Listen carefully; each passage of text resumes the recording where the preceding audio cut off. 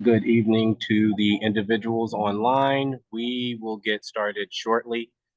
Thank you for your patience.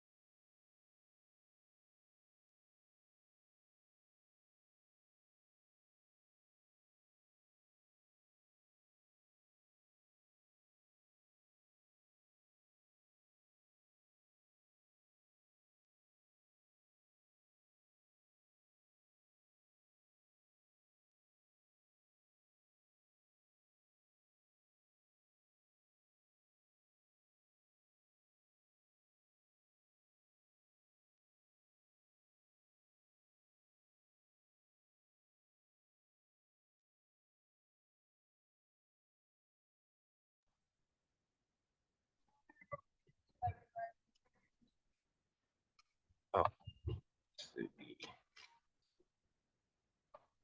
make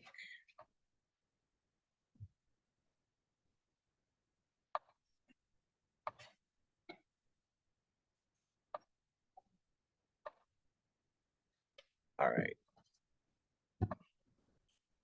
Okay, we're ready.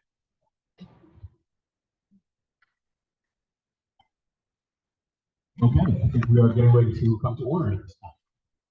I want to thank everyone for coming and joining us this evening for our town hall this evening. This evening, we're going to be talking about the ballot, 2025 ballot questions that are coming up. My name is Fred Baptiste. I currently serve as the proud chair of Brooklyn Community Board 9. And I would like to welcome you to the town hall, and also want to note that we're also live streaming, and I want to say welcome to all those who are joining us online as well. So the purpose of this town hall, again, is about the ballot questions coming up in the November ballot. There are three of them, I think 3 or 4 of them we are speaking about specifically this evening. And the purpose of this is not, I repeat, not to tell anyone how to vote, but rather we want to empower the community district by providing as much information as possible for our residents so that we can make informed votes. So the idea is not to say to sway you one way or the other, but so that way you have the information and you have the opportunity to ask the questions necessary for you to vote. One of the things you don't want to see is people not voting or vote, not voting because they're not clear on the question either way, or voting because they're confused about what the questions are actually asking in the applications. So we're looking forward to a great conversation this evening. So again, our agenda for this evening is going to be about providing information.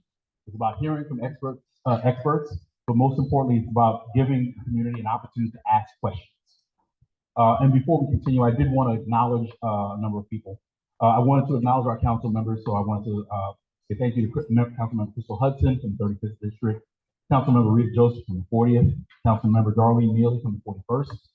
I also wanted to acknowledge Assemblymember Monique Chandler Waterman from the 8th District. I would also like to say thank you to the City Council Land Use Division. We have representation from them this evening, and they will provide some information for us as well. I also want to acknowledge Mr. George James. He's online right now, but he'll be joining us as well. Mr. James is an urban planner who often works with community boards and zoning issues. So for the charter revision, his office reviewed all of the proposed changes to the charter, translated them into plain language, and showed how they might be used on sites in Manhattan. I did want to take an opportunity. I didn't want to leave it to the end. I wanted to do it up front in terms of acknowledging the hard work of our land use committee. I wanted to say thank you to members Cheryl Bernard, Nicola Cox, Max Davidson, Esteban Giron, Janice Ranum, Hector Robertson, Benny Rosenberger, Joshua Thomas Serrano, Teresa Westerdahl, and ably led by their chair, Ms. Susan Chow. I also want to make sure we acknowledge, I know there was a small army of volunteers who helped out and they were handing flyers out around the district. I also want to acknowledge and thank at this time MS61 and the Department of Education for hosting us this evening. And I also want to take this opportunity to acknowledge our district office team. Our district manager, Mr. Dante Arnwine, Ms. Mia Hilton, who is our assistant district manager, and Ms. Allison Henry, who is our community associate. With regards to just some very brief housekeeping items, we announced it earlier, but if you are here with us this evening, if you have questions, we're not going to be taking them from people, we're going to take them from index cards. So if there, at any time you wish to ask questions, we ask that you get an index card from one of the staff members, write up to 2 questions. We understand that there might be a lot of them, but please prioritize those up to 2 questions.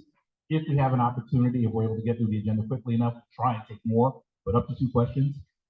Those index cards will be collected by the district office team during the town hall. Additionally, for those who are participating with us online, there is a Q&A function.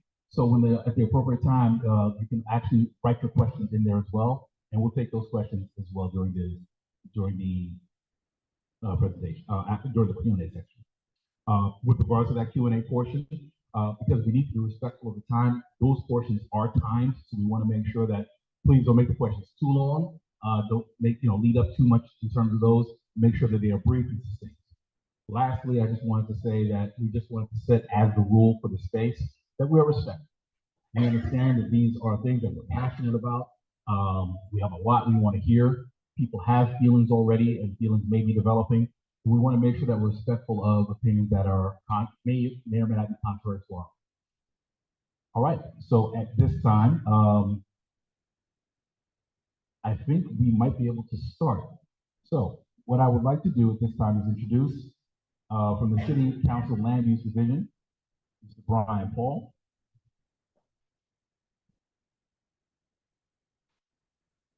And just to talk a little bit about the City Council Planning and Land Use Division, is a dedicated team of city planners, attorneys, administrative staff that support council members in the land use community. So this division helps the committee chairs conduct hearings and assists council members in performing analysis of uniform land use review procedure. Also, usually say commonly known as ULURP. So they were helping in terms of the analysis of those applications, working on community-based planning efforts, and undertaking broader studies of planning policy issues. Presenting tonight from the Council's Planning and Land Use Division is Deputy Director Brian Paul, who has worked at the Council since 2014. Mr. Paul, thank you so much, and we appreciate you speaking with us. Thank you. Happy to be here, and then I'm going to talk about the questions that are going to appear on the other side of your ballot after you vote today on your offices. A series of questions. We're focusing on numbers 2, 3, and 4 here, and just going to try to give everyone more information on what is actually, you were being asked to vote yes or no, because these commissions, they have to very succinctly summarize in a couple of sentences what they're asking you to vote on for it to fit on the ballot. And the way that that is often done is it elides a lot of what you are actually being able to ask to weigh in on. So you're going to see questions, and we'll get in a minute. Let's say just very simple things like fast track affordable housing, yes or no. Simplify review of modest increases in housing, yes or no. And there may be, to be made, but if you were just seeing very small sentences that are on the ballot, you're not getting the whole picture of what you're being asked to weigh in. So I try to use as simple as possible, but it is a bit detailed once you dig into it. So again, for those very quickly, zoning are the laws that set chiefly the size and what type of use, housing, stores, offices, a developer is allowed to build on a property. So whenever somebody wants to build something that's either significantly larger or different use, I want to build offices. When they're only allowed to build apartments, they have to go through a review process, environmental review, and then a process of some kind of approval on that change.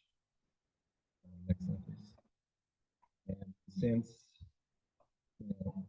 36 years now, since 1989, we've had the same, pretty much the same system for that in New York City.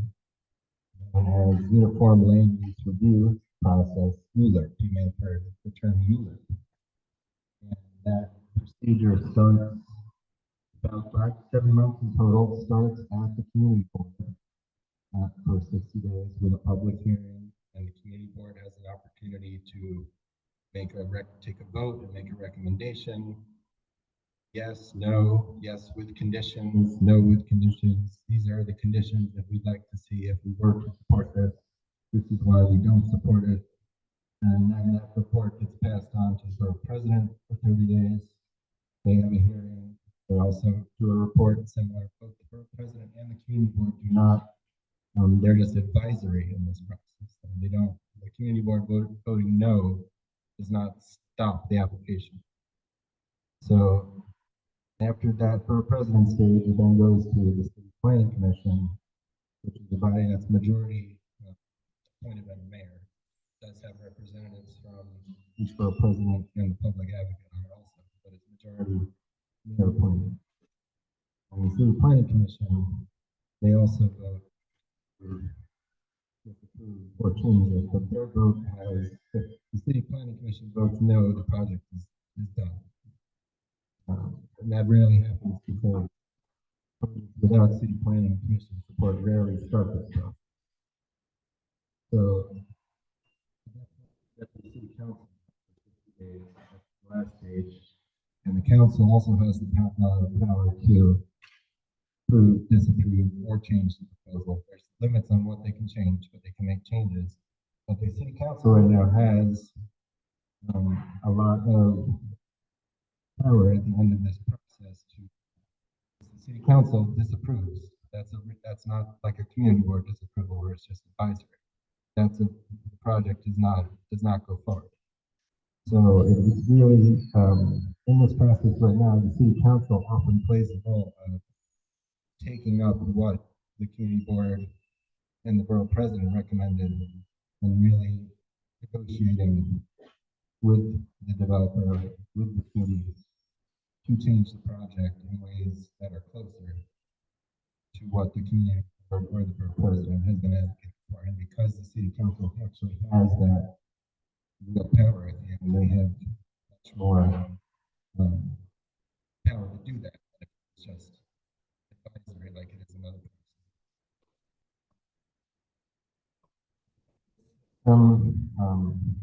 Just looking at recent years, not,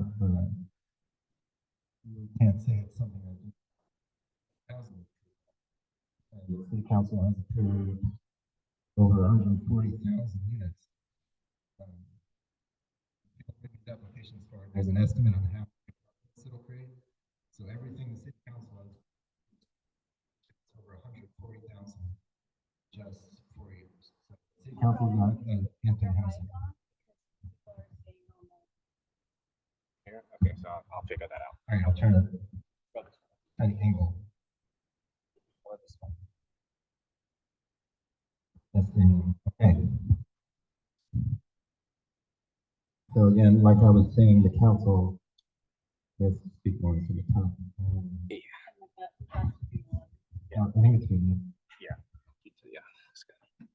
The council does that role of representing the community point of view in this process and negotiates for things like deeper affordability, more infrastructure investments, things that are in the community recommendations. Next slide, please. And here's a few recent examples of how that works. at the end of the process. Then there was the large 4 years ago, the Gowanus neighborhood plan rezoning in 2021, and we're 8,000. See those going up, I'm sure you all have. And it was the council members' role in that process that pushed for many of the key benefits alongside that plan, including a lot of those new buildings are going to have dedicated spaces for arts and community facilities. And maybe the most key point of that negotiation was over $200 million to fully renovate the Gowanus and Wyckoff houses. Was committed at the end of that process, the NYCHA developments over there. And that's an example of something that I was here would never have happened without the council's role in that process. And some examples from this year, the Western Rail Yards in Manhattan, which is the second half of the Hudson Yards. There was a proposal to apply for a casino license there, and when that needed some zoning changes. When that got to the council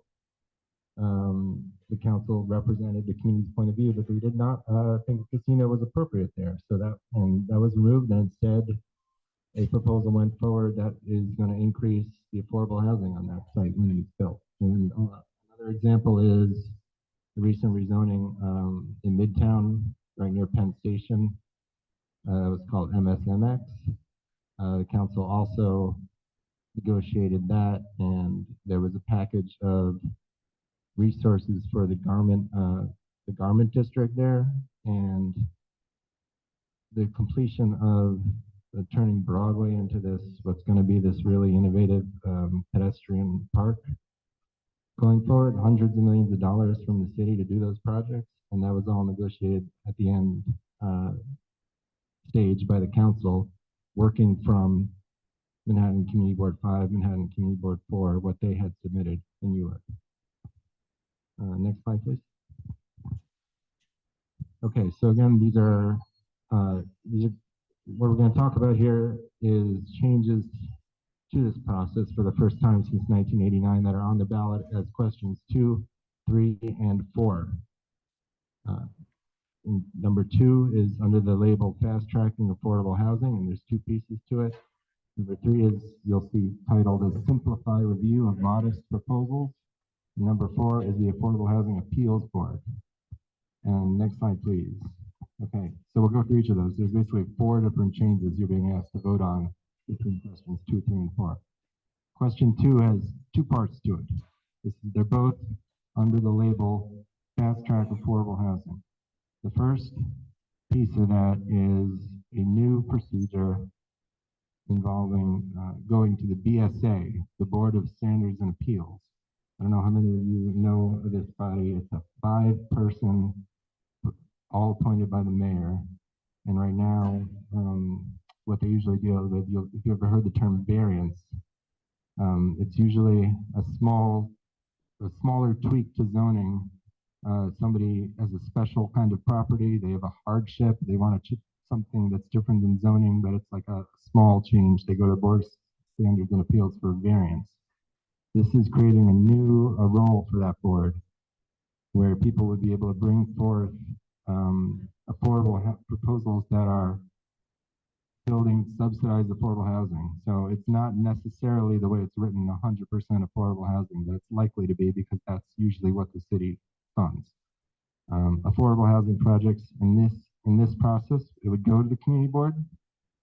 Community board would get a presentation. They get to make comments, but then it would go right to this BSA, and that's it. Next slide, please.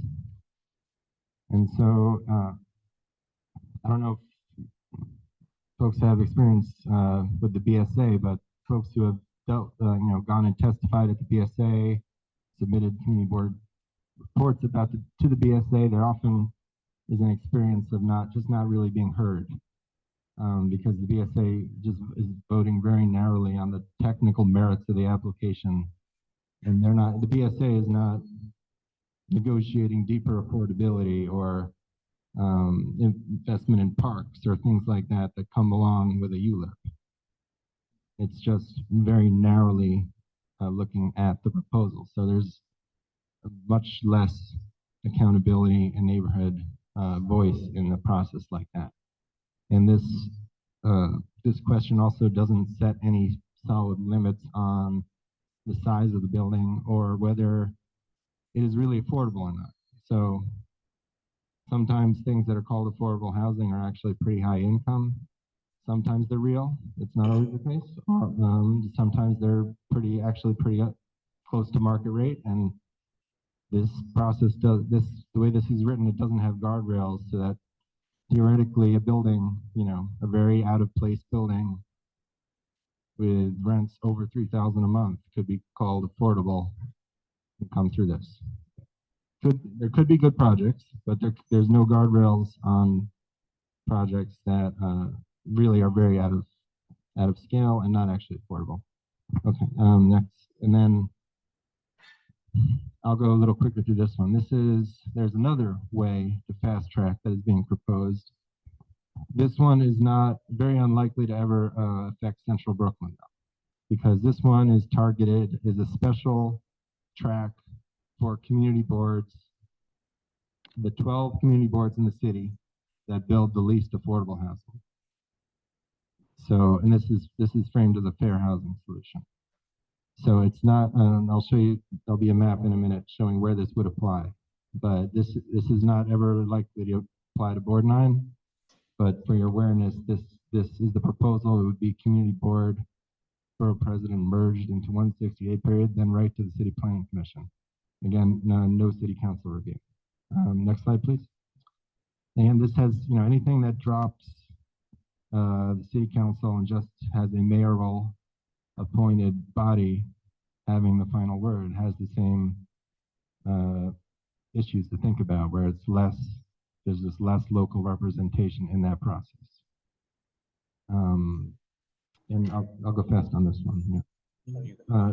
Just to show you the geography. So every 5 years with this, they pick the 12 community boards who build the least affordable housing. The first selection would be next year, and it's likely to be the boards in red, but some of the ones in orange could swap in. But this is something that is only going to apply to community boards who build very little housing. So this is not going to apply. The closest places, maybe Board 18 is likely to apply, and Board 12, but not 8, 9, 16, 2, 3. Not Central Brooklyn. But through both of these processes, the common theme is that there's buildings that could be very out of scale, could become more common and through these processes. Okay. And then there is question 3. Now this is more relevant to this community board. This is the one that is framed as a fast track for modest increases, but and the question does not tell you what modest increase means. A modest increase is actually, I think most people would find it pretty significant when I show you what it actually is. And this process is one that would cut council out of the process. So it would be a merged 60 days for the community board and the borough president to comment at once. Then it would go right to city planning commission.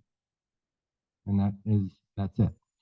And what are the criteria for this? If you are in a lower density district, like R2 or R5, anybody could come with an application to build 4-story apartments. Those districts, especially the R2, only allows single family homes right now. R5 allows 4 stories in some cases, but usually more like 3. This is bigger than what R5 otherwise allows. And then for this board, the most relevant thing is if you're in a medium or high density district, so R6 or R7, you can apply for a 30% increase through this process. And that means going from, that's actually pretty significant and specific to this board. And I'll show you some examples next. Again, the concerns about this kind of fast track are, again, the CPC is controlled by the mayor. And that reduces, it just reduces that council role at the end of the process that I talked about. And let's keep going. Yeah, so this is just really quickly to show the zoning in this community board. So we have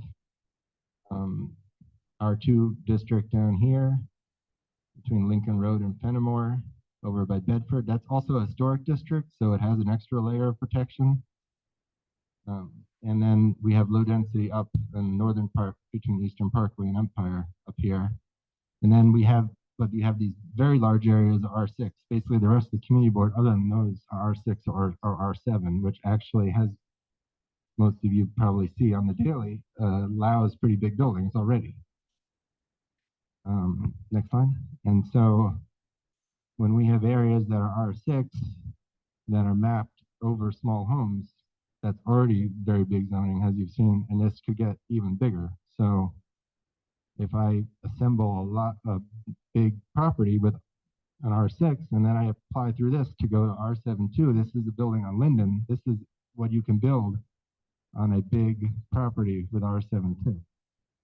So they say modest increase, but if your zoning has not been changed in 60 years and it's already too big for what people want, this is like the supersize on top of that. It could be much more than just modest. Next slide, please. And then in the low areas, this, 4-story apartments next to homes can happen, which is a lot of what's happening down in Board 17 already. That was all question 3, which again on the ballot will say a modest fast track for modest change, and it's not. In some contexts, it would be modest, but there's some cases where it would be anything but. And finally, question 4, the appeals board. So this applies to all applications that involve any kind of affordable housing.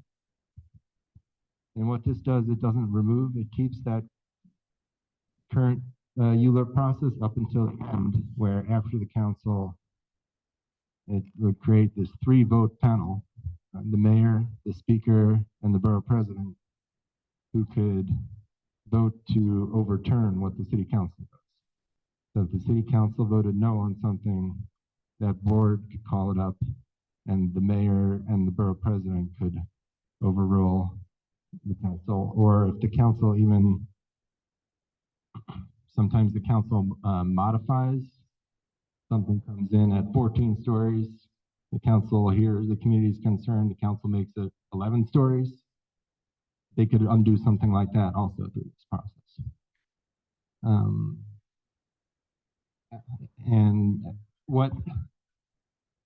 But what's maybe most concerning about it is just the way that it injects this element of unpredictability in the process, because you can kind of play the borough president and the council member off against each other, and neither one has the full negotiating power. So this just kind of puts more power in the hands of either, if it's the city applying the city, if it's the developer applying the developer, because they don't have a clear negotiator to work with. The borough president and the council member, and it's just not clear. Sometimes that might work fine, sometimes that might be really chaotic, and the council thinks they have a negotiation and it's upended at the last minute by something with this. Those kind of community investments and deeper affordability and things like that are usually happen through this process. It would be just more uncertain with this appeals board looming at the end. And just an example of, in the current system, having the council have a clear role at the end. This is in Community Board 8 this year. The Community Board 8 on Atlantic Avenue was seeing a lot of these one-off developer applications coming in, and they said, no, we don't want to do 10, 15 of these single developers coming in for approvals. We want the city to do a rezoning and put in the investments and redo Atlantic Avenue and do it now. do it the right way with infrastructure. And that's what was happened over the last 3 years. And the council members heard that from Brooklyn Community Board 8, and they worked with the city to actually do this, and they represented these very clear goals that came from the community. We want more affordable housing. They found 6 sites to build 900 units of real affordable housing. And the community wanted Atlantic Avenue, in the future, in the coming 5 to 10 years, Atlantic Avenue is going to be redesigned with median and a much safer design. And that the money to fund that was negotiated. And this was very clear priorities that came from the community board. The council members represented them, and that's what was secured. And if this appeals board exists, this just makes it more chaotic and confusing to get clear things done like that in a negotiation with the city. And just finally, again, the council is not against housing and has approved 140,000 units of housing in the last 4 years. And really, this speaker has been very supportive of those kind of neighborhood rezonings like Atlantic Avenue. And actually, the Furman Center looked at this from 2010 to 2020, and those types of plans are much more effective at building housing than the one-off developer applications. That we think that's, the city planning department should be given more resources, and we should be doing more neighborhood plans, those kind of neighborhood plans that add 5,000-10,000 units with infrastructure, with affordable housing, and with 2 or 3 years of community process, and not in these fast tracks for single buildings are questionable in comparison to that kind of process. So for more, the council has a website up with more information on these questions, and the community board is interested in getting this information out also. So with that, I will turn it back to the chair to moderate questions. Well, thank you so much for that presentation. All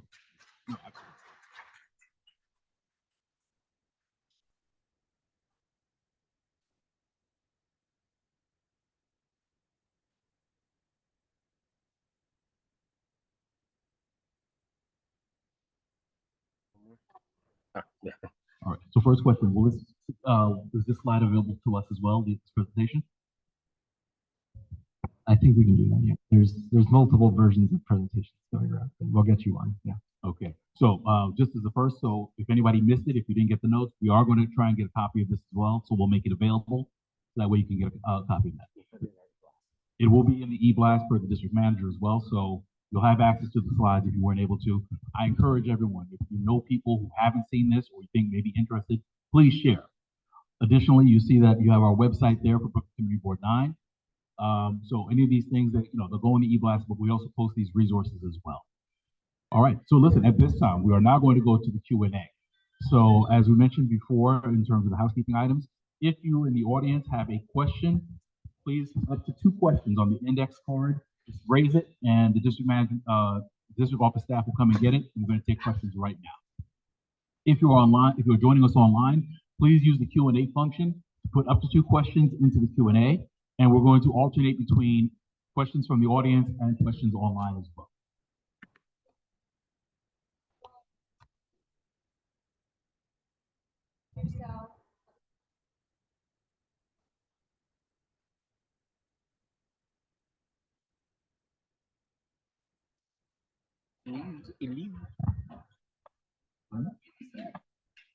All right, so at this time, I'm going to turn it over to our land use chair, Suki Chung. She's going to read some of the questions from the audience, and at which point, again, we'll alternate to questions from those viewers who are online.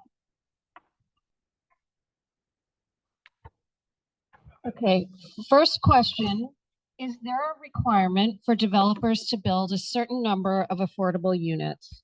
If so, why do we need city council approval on top of community board approval?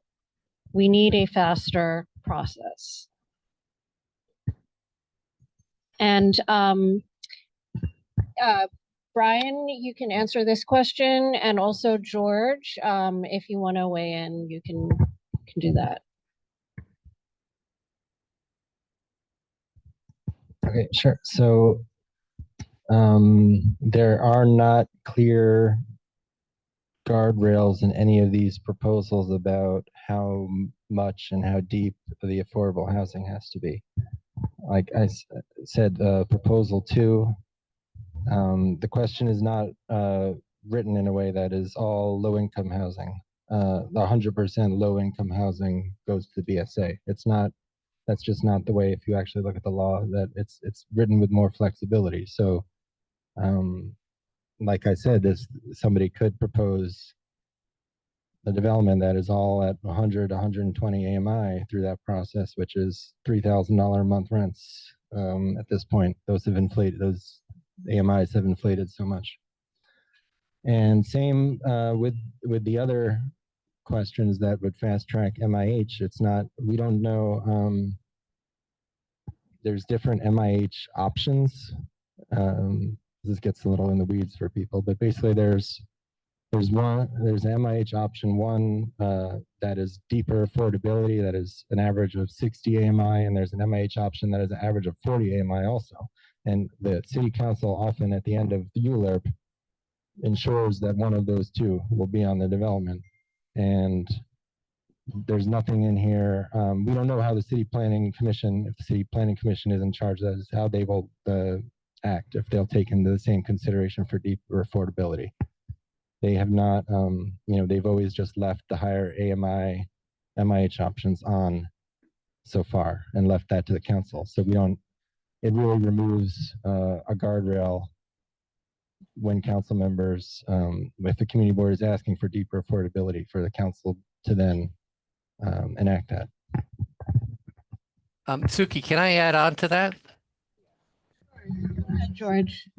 All right. So one of the things that I had a big concern about is over EULURP, because EULURP is the process for smaller zoning changes, and that does not require MIH, right? So you can have if you have a smaller zoning change with increasing housing capacity by 30% or less, it's going to not trigger any affordable housing. And in fact, my question is this, and maybe Brian has an opinion, is we just changed zoning to create something called the universal affordability preference, right? Which is this 20% bonus for housing that has 20% affordable housing. Why would developers do that if they can get 30% more housing and no affordability under EULURP?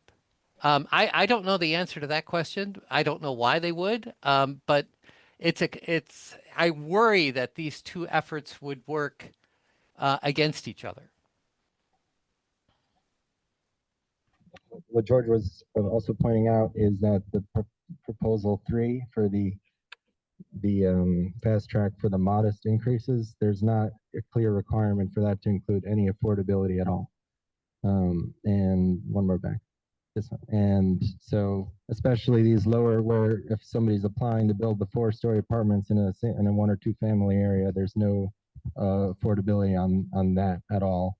And then on the medium increases, usually there will be MIH applied in that, but we don't know what the MIH, again, it could be the 80% MIH option, where the 2-bedroom at 80 AMI is now $3,000 a month. So that's Brian, let me clarify that if I can, because I got the clarification from DCP on this, is that you need to go 40% or more to trigger MIH. And these are 30% or more. So that would mean that there would be no MIH applied in the higher density districts, unless it's an R10 going to an R11. And in that case, there would be. It's designed not to trigger MIH. George is just pointing out also that the increases, it's not clear in what cases they will apply MIH or not. The law is not totally clear on what that increment is. So when somebody again is applying for that 30% increase, we've been told by folks at city planning that in most cases they will be applying MIH to this if this passes, but it's not clear, it's not in the law as a requirement.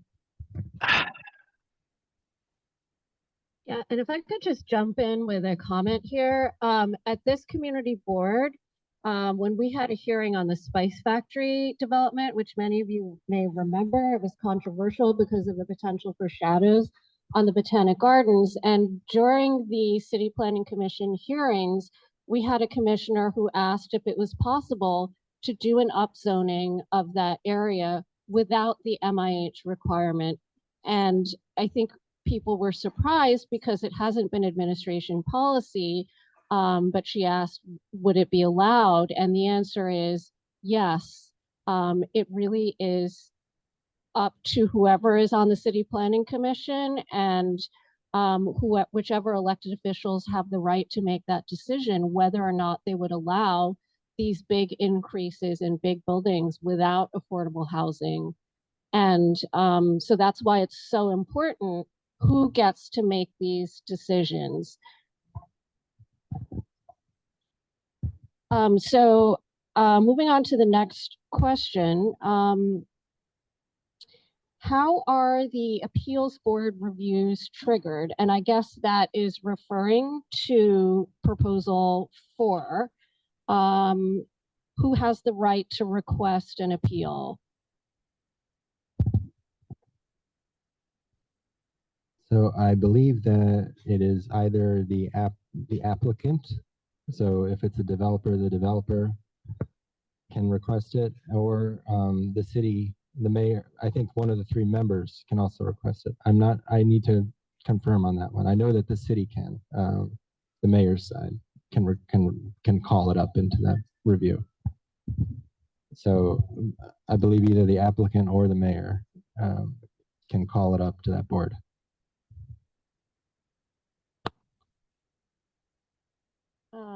Okay, let's go to an online question now. Let's see if there are any. Can anyone present the pluses of these proposed changes? Are there none?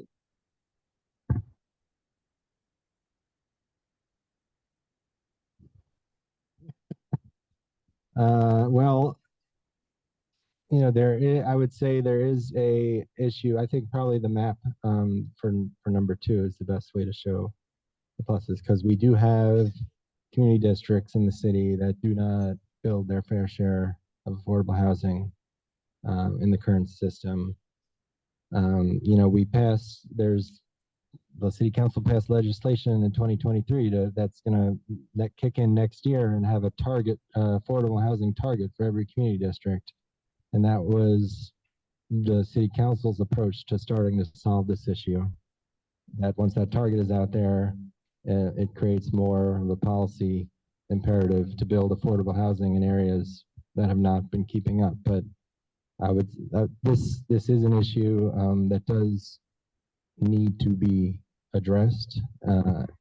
Again, this board does its fair share of housing, affordable housing, but there's just a lot of considerations to think about with the way these proposals have proposed to address this is very, very blunt and heavy-handed. Just before, Brian, I'm harkening back to our conversation before. The way the questions are worded, it's very simple in terms of, okay, well, these are efficiencies that go into the process. We are able to fast track affordable housing much faster. So you don't have to wait the 7-8 months. You can get this done, lickety split, let the developer get to building. But it's about, as the saying goes, the devil's in the details. And it's those details that I think Brian and George have been talking about in terms of what are we giving up in terms of negotiating power, in terms of, well, who's really carrying the burden for certain things as well. So I think that this has been a great conversation just for kind of highlighting that aspect of that. So next question, it's kind of 2 related questions here. What does BSA stand for and what is its function? And what criteria does the BSA currently have and how would that change with the affordable fast track process? Okay. Okay, that's back to proposal 2A, if you don't mind. And again, the BSA is the Board of Standards and Appeals. One more back. Yeah, that's it. And this is a board that exists now. It's 5 folks appointed by the mayor, and their role. A board like this exists in almost every city or town.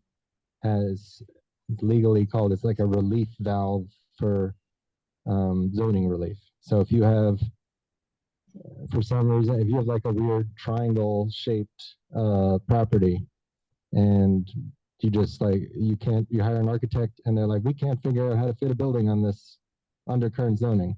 We need you to go to the BSA and request a variance to let you build a weird triangle shaped building. That's kind of what the BSA does now mostly. It's weird circumstances where somebody needs a variation based on their individual circumstances. This is a totally different role for the BSA, where it's not based on that sort of thing. It's just the public benefit of affordable housing is justifying the relief from zoning. So this is a total very new process role for the BSA in this, for affordable housing projects like this. And so how does it differ from ULURP that you mentioned at the start when a developer wants to build something different than what they're allowed to build today? Again, you would get a presentation at the community board, but that, that is, and there's a hearing at the BSA, but there's no, there's no borough president, there's no city council, and typically, folks who have dealt with the BSA find that they often are not very responsive to community input, and they're just really narrowly focused on what the property owner is putting forward, and they don't look, again, they don't look at things the way that your local elected officials would, where they're hearing your feedback and saying, how do we make this building better for the community? And George, if you have any comment, feel free to jump in as well. Yeah, I'll just say I've appeared in front of the BSA a number of times, and I completely agree with what Brian said. The hearings are not the same as you would get in other places because it's a technical body, right? It's a technical body that have to meet certain findings for granting of variances, and because they have to make these technical findings, they're less responsive to softer input that they get from people who are testifying. They really care about the technical details, and so while they're set up to function quickly, meaning they're already there and they operate similarly, it's a much more rigid process than a typical planning process would be. Thank you. The next question is, can we vote this down?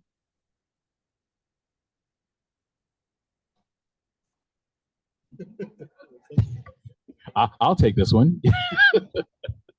No, the answer is absolutely. This is what this is all about in terms of, this is a question that is going before the voters. This is going to be on the ballot. So really what we're trying to do is make sure you have the information so that we can vote intelligently and ask more questions if necessary as well. So absolutely you can vote against it. You can vote for it if you think that this is where you want to go. But the main idea is the choice is yours. You have the power to make a decision and let the government know how you feel about this. Okay. Next one maybe is more of a comment. It's saying, so basically for ballots 2, 3, and 4, voting yes will give more rights to the mayor's office and his agencies, but voting no allows the community to have a voice through their ULURP, so their city council, who should follow the rules of member deference, can negotiate on the CB's behalf. Brian, I don't know if you want to comment on that. Sounds like a reasonable summary. Yes. So the common theme of these questions is taking power away from the city council and giving it to mayor appointed bodies. Yes.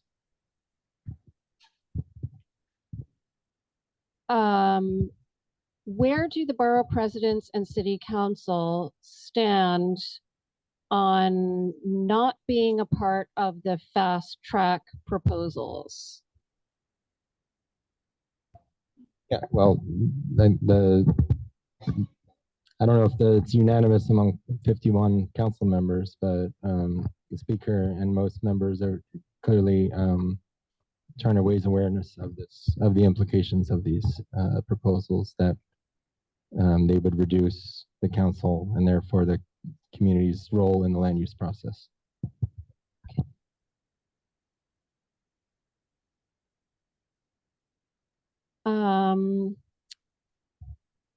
What is the city planning to do about limited parking space on the street? I don't know if this is necessarily related, but possibly.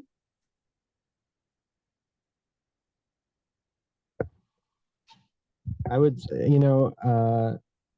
not directly, because the availability, the control of the street is not zoning. It's not developers, it's DOT policy. But although maybe parking can be something that council members negotiate. I was going to say that sometimes council members, if they do hear that from the community, they do negotiate for parking to be included in a development. I have seen that before.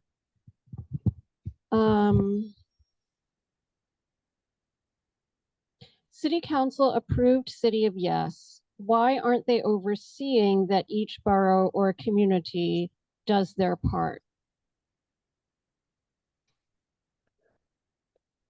So, again, there was legislation passed in November 2023 called the Fair Housing Framework that set for the first time, the city is going to be setting targets for each community district, how many affordable housing units, how many housing units based on the city's need, based on the infrastructure in that community, based on how much that community has built over the last 10, 20 years. What's a reasonable number that every community district should build citywide in a fair share? That is not, you have to give time for the agencies to develop a policy like that. So that's not starting till next October 2026. But that was our strategy for how to create a more strategic housing plan to meet the city's needs. And the City of Yes, is the council significantly modified it, addressing many of the most egregious concerns that communities had. But that is an example of, like some are portraying the council has this obstacle to housing in this process. But, if that were true, that the council would not have passed City of Yes at all, if there was no concern for solving the city's housing crisis. The key thing here within these processes is trying to balance the citywide need with the local input. And if you totally take out the local input, you're only, like, the concern is to only have that citywide lens without any without balancing it with the neighborhood's concerns. And last question, we are in a housing crisis, and I believe we do need to fast track. Is there a timeline for how long this charter change will last, and can it be reversed? So these would go into effect like as soon as the election results are certified, if they pass. And yeah, I mean, this is the process for changing the city's charter. These commissions are called, the commissions develop proposals, and they put the proposals before the voters as referendum. So that, yes, that process, things can be changed if these pass and people really don't like the results. It could be changed in the future, yes. But through the same kind of process with Charter Revision Commission.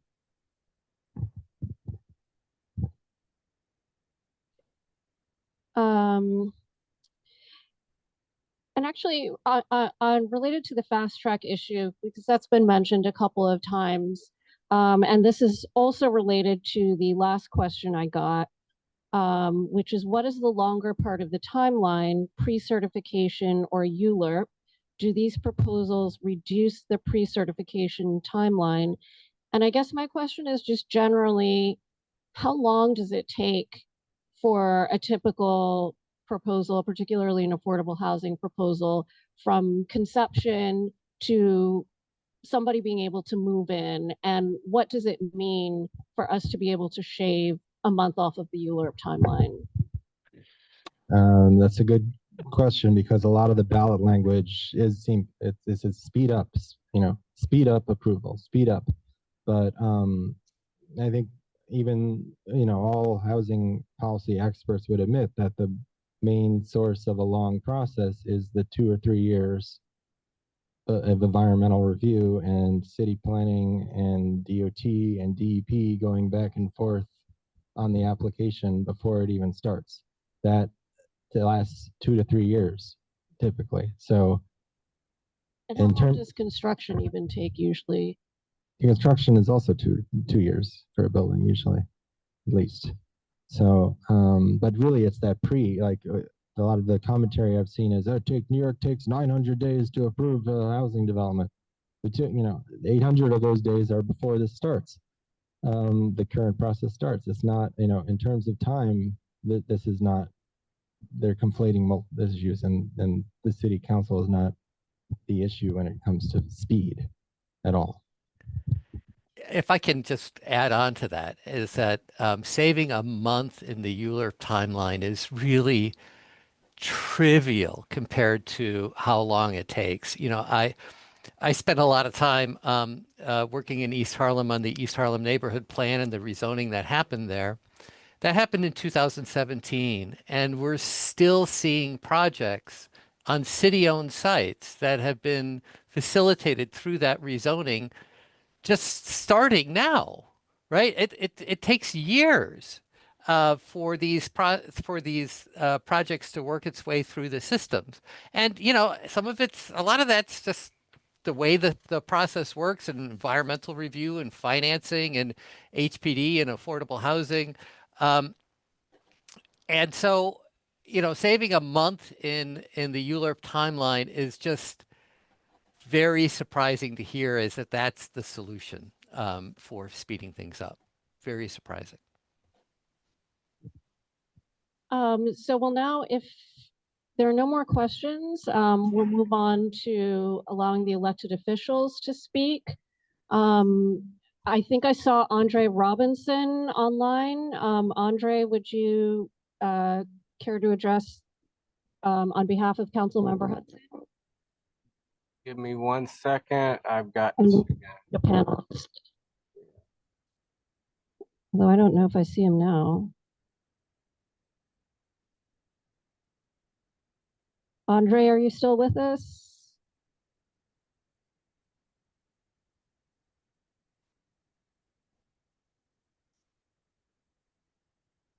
Is there anyone else from Councilmember Hudson's office? Okay. And we've also got Assemblymember Waterman here. If you'd like to address us. Good night, everybody. We recognize in Breast Cancer Awareness Month, Domestic Violence Awareness Month. Make sure you get an early check. Make sure, that's why I got all the pink on, and make sure that early detection is the best, and make sure we get access to resources. I am New York State Assembly Member Monique Chandler Waterman, covering Assembly District 58, which covers East Flatbush, parts of Canarsie, Brownsville, and Crown Heights. So I got this much of Community Board 9, but I'm here just like I have 100%. It doesn't matter how big or small. We want to make sure that you know that we are here and we represent. I want to thank to Community Board 9. I love all of y'all. Thank you. From the streets, we'll be outside in the streets, from riding the bike and everywhere else. Thank you to the whole board. Thank you to the chair. Thank you to the district manager. Thank you to everybody that support this, organizing this very, very important conversation. We are focused on the love and hip hop of New York City mayor's race and everybody else's race, that this has been overlooked in a certain way. So I'm glad that you're doing this, and we're going to do some more. Before I get into any of the things that I'm doing directly with the office, I just want to say, I don't know if the city council member was able to speak about the ballot proposals? Anybody from the city side? Because I'm on the state level. From Councilmember Mealy's office. Yes, right?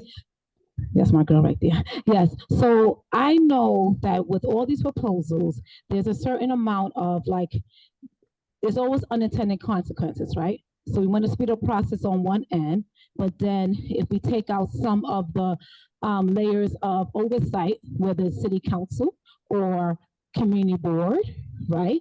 Because we have developments that go up, and I just really had one go up the application. We was talking about this other day in CB9, and we didn't know about it. An application went out. So there's two minds of thought here. We want to speed up with affordable housing. We want to make sure all these things are happening quickly. But then if we miss certain process and oversight, how does the community get the information, right? Because already we have all these different channels of city council and community board, and stuff is still slipping through the cracks, not because the city council don't want, or the community board, but the agencies are not notifying you. So when we do these proposals, we have to understand the unintended consequences. Things sounds nice. Let me look at the proposal. I wrote a whole bunch of notes. I had to study before I came here.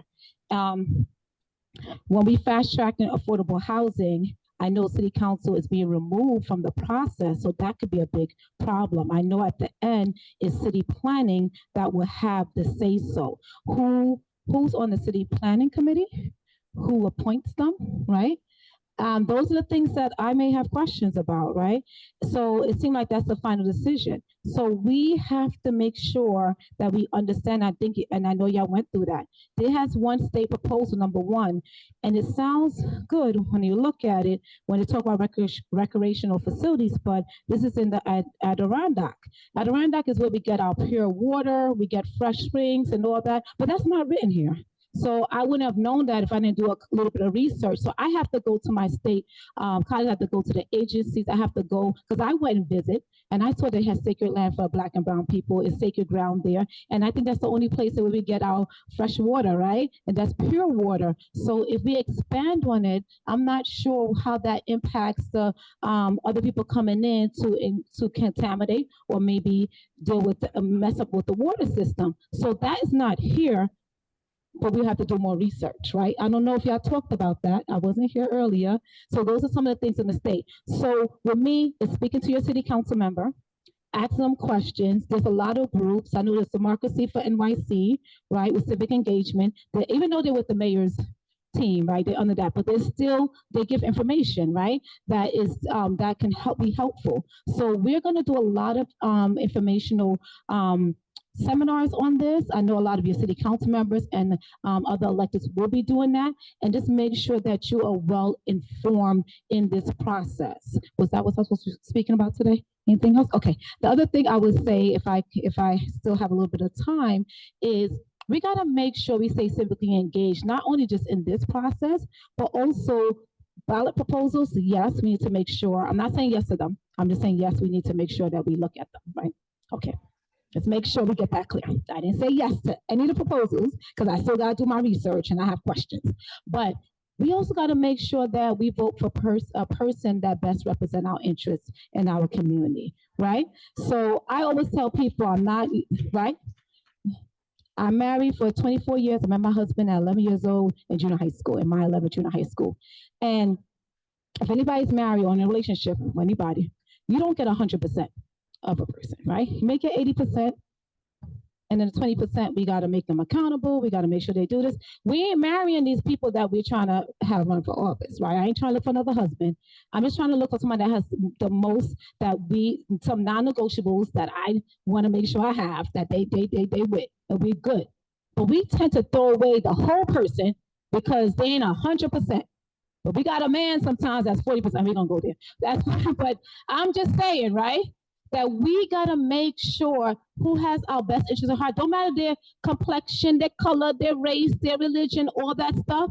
We gotta make sure we hold them accountable because it is our fault, because we put you there, we didn't hold you accountable. We saw you backsliding, we saw you losing your way. We didn't put you in that room and say, we ain't gonna vote for you if you don't do these things.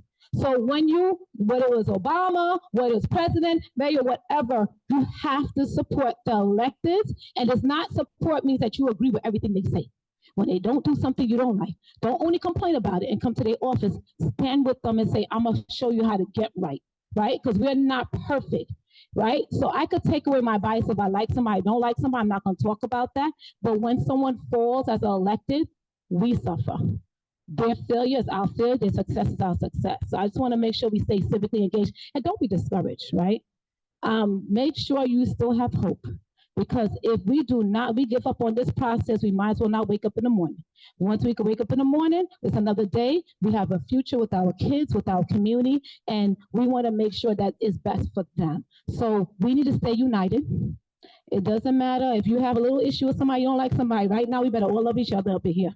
Because you saw what came down today about the Attorney General, right? So there's a lot of hate going around, but we have to show love. Just for humanity, so we get through this, and that's why us being united and staying together, get informed. Now, some people may not be in these meetings, but you tell your neighbor when y'all talking about whatever's happening on TV or the soap opera. Make sure you tell them. But if you don't vote, if you don't do this, vote, because they're gonna call you and ask you who to vote for and what ballot proposals they should be choosing and not choosing. So let's make sure that we get the information, we pass it on, and that we stay prayed up. We make sure we stay hopeful.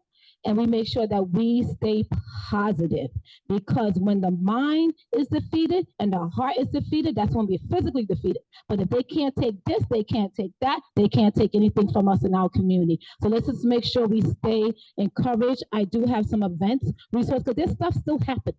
There's still food programs happening, even though the federal government is doing what they're going to do. Just remember, we have an almighty person that's in charge that stands before any president, that stands before any mayor, whatever God you're serving, whatever your religious background is, there's somebody that's in charge that ain't a man, right? So we have a job fair coming up. We have food programs. There's a lot of different things that's happening to get food access.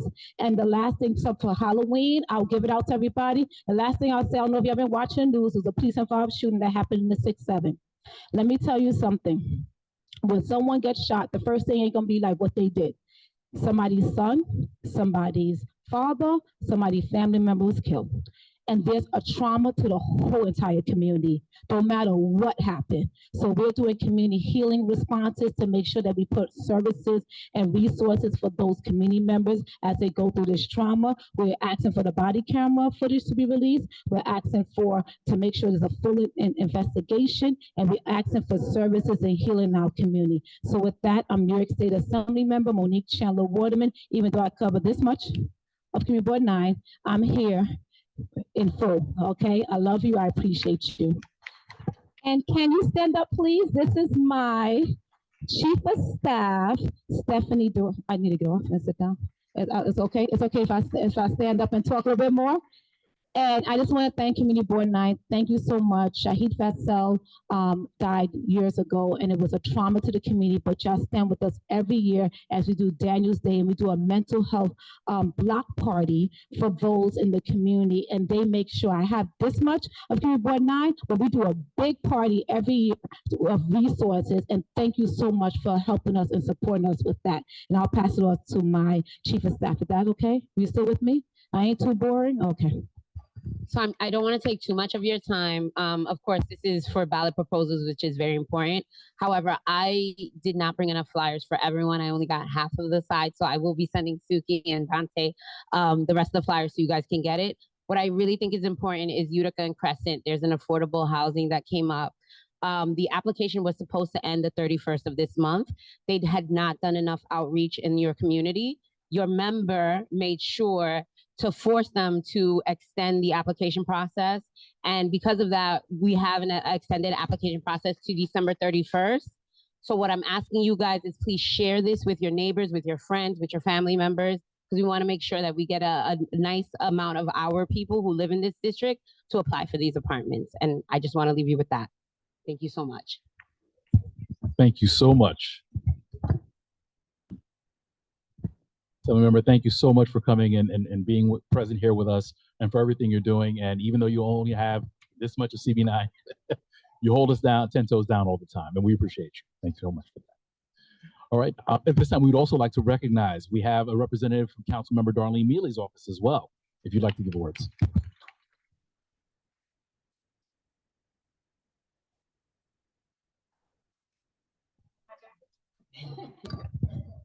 Hi, good night, guys. Ooh, yeah, I get what he was saying. I'm from Darlene Mealy's office, Councilmember Darlene Mealy's office. So if you guys want any opinions or anything else on anything, we have a town hall meeting coming up on October 23rd. It's going to be happening at 225 Patchen Avenue. That's the Excellent School for Boys, Uncommon. It's going to be going on from 6 p.m. to 8:30. Okay. If any of you guys didn't get that, when it's finished, I'll give you the information all over. Also over here on the table, we have 2 resource oath events coming up. Okay. It's both events are going to be on the same day, but at 2 different times in 2 different locations. So if you can't make it to one, you could make it to the other one. The oath resource event is going to be for people that need help with summonses. Any that are issued by the Department of Sanitation, Buildings, Health, FDNY, and NYPD, but mostly the civil quality of life violations, okay? We'll be answering questions about them, explaining the hearing processes, helping you understand the summons itself and also how to respond to it. If you guys already missed a date, we will help you respond to it and submit to get new defenses or new hearings, and even scheduling them. Period. Okay. We also have a shredding event coming up on October 22nd. Give me 1 second. On October 22nd, we have a shredding event coming up. Please, documents only.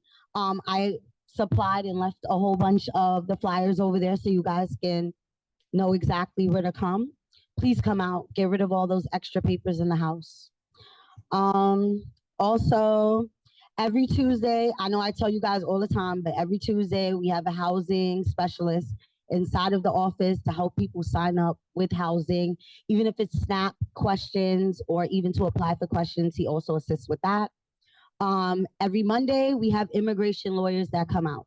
I say this every time I come in, but it's very important. If you know somebody that needs help with immigration, we have 3 lawyers that come into the office on Mondays, every Monday. Only thing you have to do is call the office and make an appointment. Once you make the appointment, we'll get you in as soon as possible. They're getting in really fast, so they don't got to be afraid. Just call in, okay? I want to make sure I'm not missing out on anything.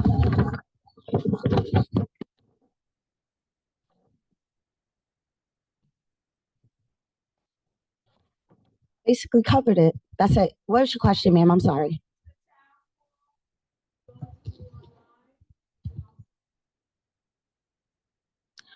All of those questions can be answered at the town hall. Yes, definitely. And probably not on Zoom, but now that you say that, I will try to make that available. That's something I will go to the chief of staff and make available. Yes, ma'am.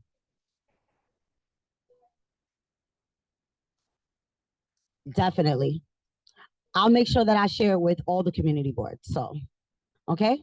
So I'm glad that you asked that. So I will definitely get on that with the chief of staff and let her know that a lot of you guys want us to do a Zoom of the town hall. And that's only fair for the people that can't come out to the town hall meeting. So I definitely appreciate that. Thank you so much. Definitely.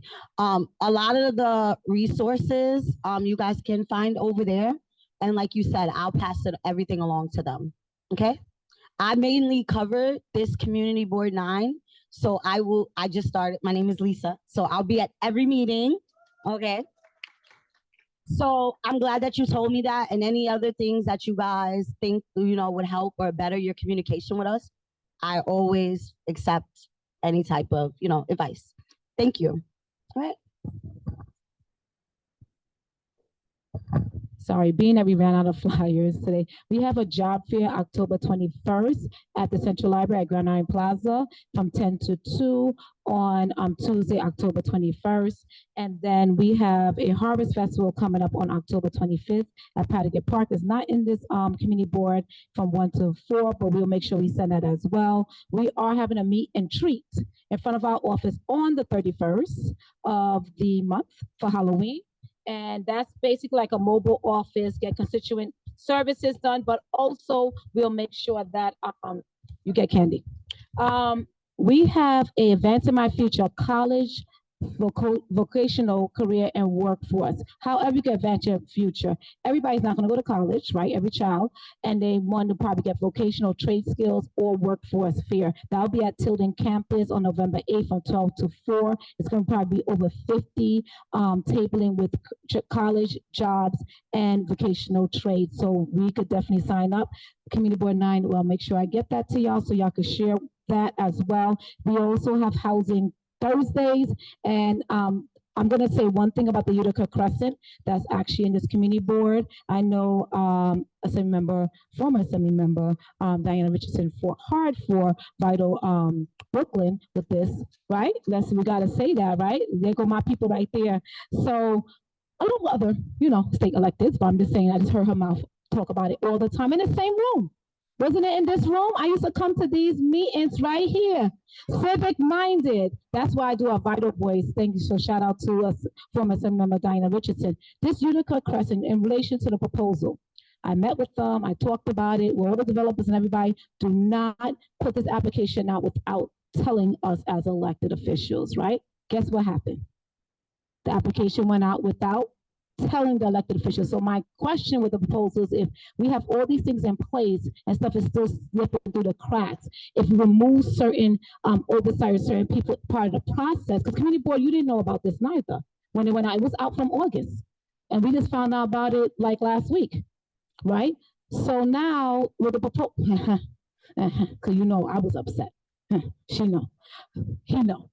I probably called you 1 o'clock in the morning about this when I found out, but that's the problem that it may come up with the proposals, because it should go to the elected officials, because some people come to the community board, but as elected officials, we're going to blast it out. We'll have workshops on it. We make sure it gets to the people in the community. So we want to make sure that when we pass proposals and taking out certain oversight or certain elected leadership, we got to make sure that we're doing the right thing, because I don't know how that will look when we still have elected partners in this and they're still not telling us the information. So what happens when we're not there? All right. So thank you so much.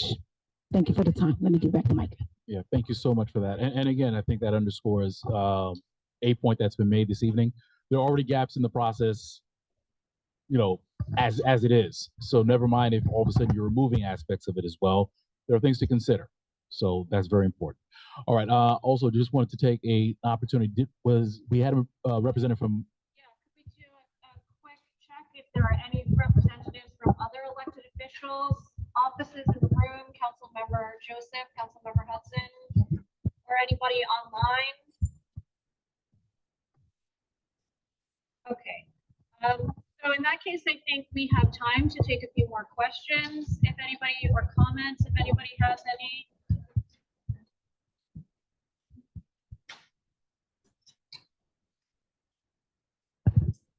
Okay, seeing none, I think we're going to conclude at this time. Again, I want to thank everyone for coming this evening. This is not, again, to tell you how to vote, but hopefully we've given you some information to think about. And hopefully if we've given you some information that you find useful, please pass it on, share it with neighbors. Let's have these conversations. The one thing we don't want to happen is people don't vote. They vote in error or they don't vote at all. I'm sorry. Please sign in with the board office so that they have your information, so that you can get information about future meetings, projects that might be happening. So that you can get information about future meetings, projects that might be happening in your area. Stay informed about what's going on in your community. Sign up at the front with the board office so that you can be on their email list. You can also email infobk09@cb.nyc.gov. This presentation was recorded on Zoom. It'll be up on the board's website. So if you have neighbors who didn't get a chance to see this, they can watch it online afterwards. And you can also go to the website, whatsonmyballot.nyc.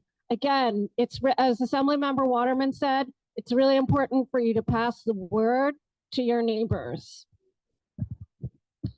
and not going to tell you how to vote, but please do vote. I think we are concluded. Thank you, everyone. Again, we look forward to seeing you at other Community Board 9 events. And we are adjourned.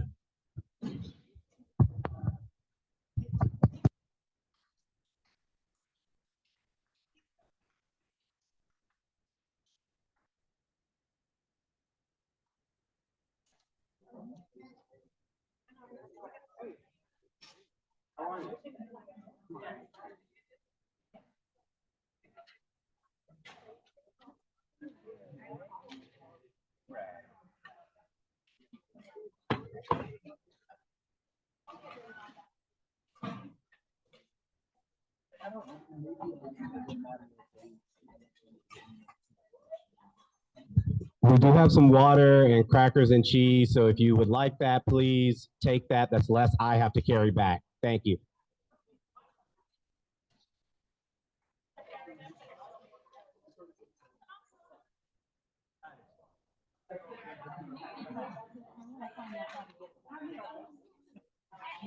This meeting, so I'll tell you what, I'll put the board information, and then you can give a call to our office. When we get this information, we'll get it to you.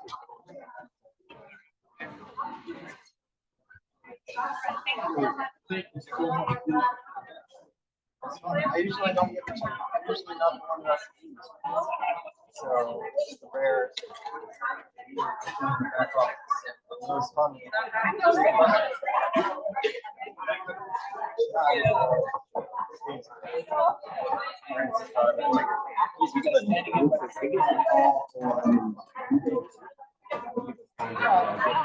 Presentations from them, I get it. We'll have it complete back tomorrow for the business stuff. Okay, absolutely. Meeting if we had one, but it got Right there. How are you? How's Texas? All Texas is too hot. Too hot. I'll be back on. I think I'm gonna go to bed. I'm in the winter. 1 hour.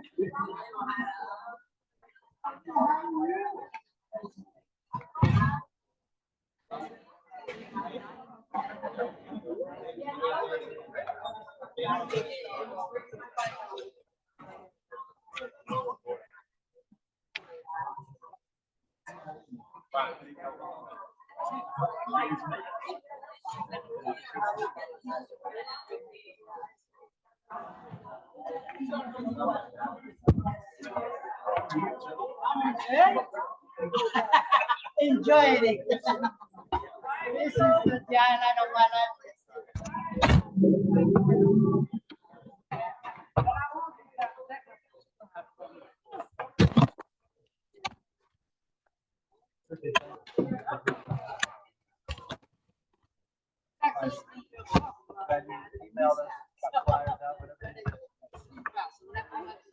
I figured most people would just watch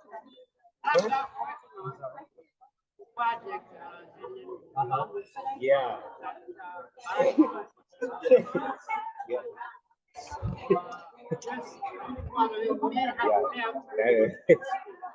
Oh wow! I got a flyer on my door. Didn't say that. But that's another touch point. Wow, but that's.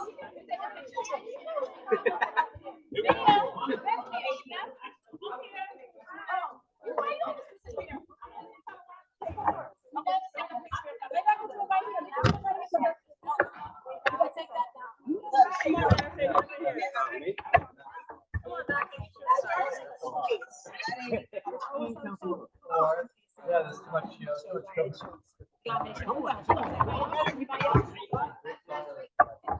It's still squeezing. You got, yeah, make sure you get the. Hold on, let's move on, right? You got one of those. Okay. We are back. Good art representing here. Okay.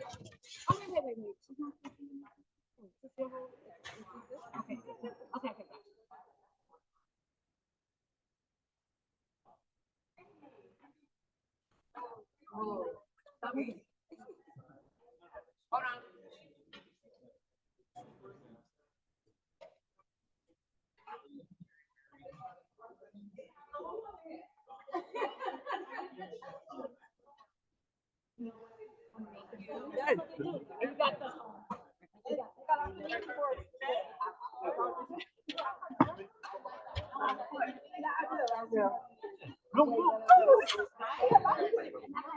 Yeah, I'll get it right now.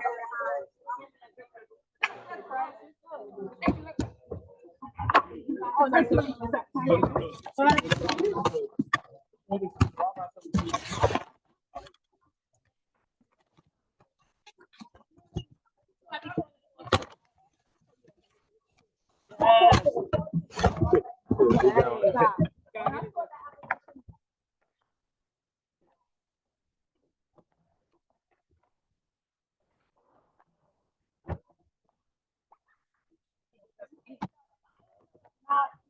you. I didn't tell him how to go. I just told him how to see. All right. That's right. That's right.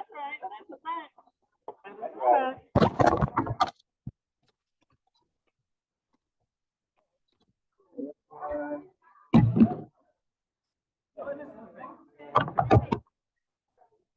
They still use the mics are all over the place. Right there, hit it.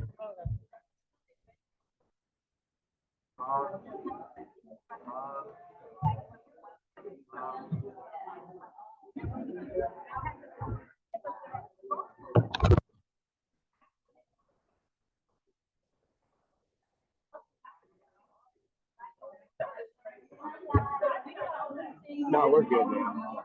Thank you. Good to see you.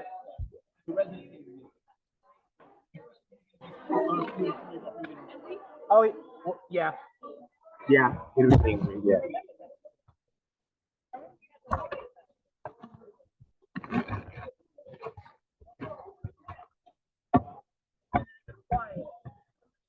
What'd you say?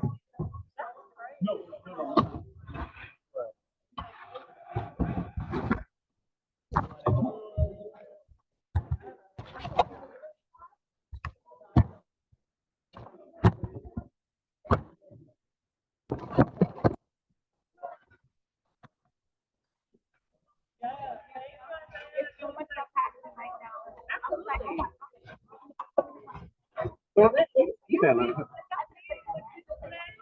yeah.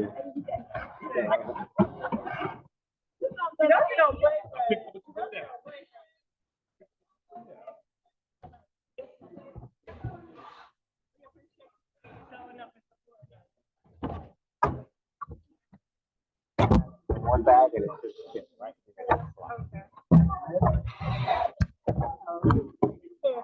You put that on top of the speaker? Or